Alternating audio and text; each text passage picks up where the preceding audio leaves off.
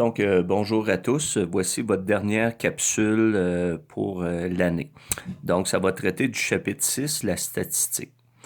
En premier lieu, on va aller voir l'écart moyen. Donc, l'écart moyen, c'est la moyenne des écarts par rapport à la moyenne.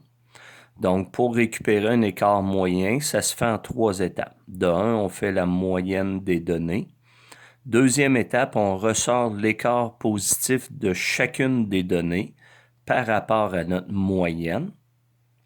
Et finalement, on fait la moyenne des écarts. Donc, dans l'exemple suivant, j'ai placé 6 données. Donc, si de 1, on fait la moyenne, donc j'ai additionné les 6 données, ce qui fait 240, divisé par le nombre total de données, la moyenne est de 40. Par la suite, on sort l'écart positif en 2 de chacune des données par rapport à la moyenne. Donc, si on regarde de 25 à 40, ça nous donne 15 d'écart. De 30 à 40, ça nous donne 10 et ainsi de suite. Donc, on a 6 écarts positifs à récupérer. Par la suite, on fait la moyenne des écarts.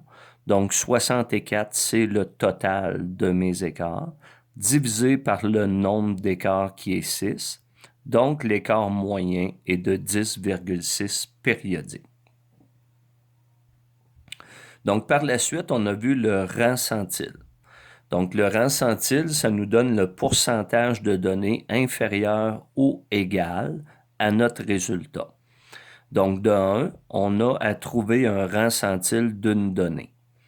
Donc, pour le trouver, on a une formule qui nous dit qu'on prend le nombre total de données inférieur et égal à notre résultat, divisé par le nombre total de données, multiplié par 100.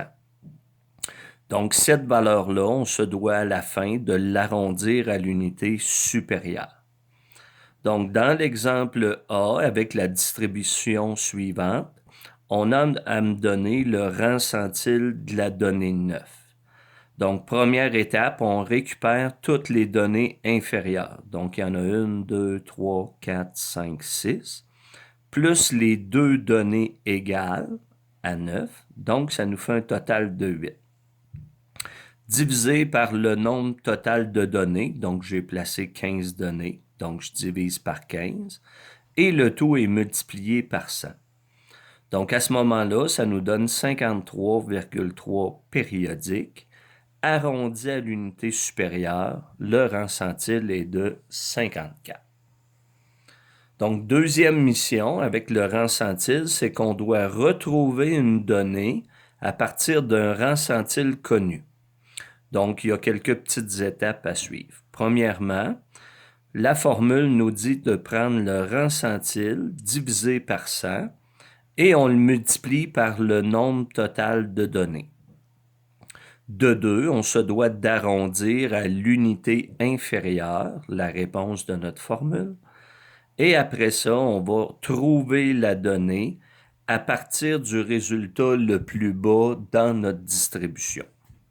Donc, dans l'exemple suivant, quelle donnée a 72 de rang centile? Donc, première étape, je fais la formule. 72 divisé par 100 fois mon nombre total de données qui est 15. Donc, bien sûr, vous avez compris que je reprends la distribution ici en haut, ce qui nous donne 10,8. Arrondi à l'unité inférieure, ça nous donne 10. Donc, il faut aller chercher la 10e donnée à partir du plus bas. Donc, c'est là que je repars de 4, puis je remonte de 10. 1, 2, 3, 4, 5, 6, 7, 8, 9, 10.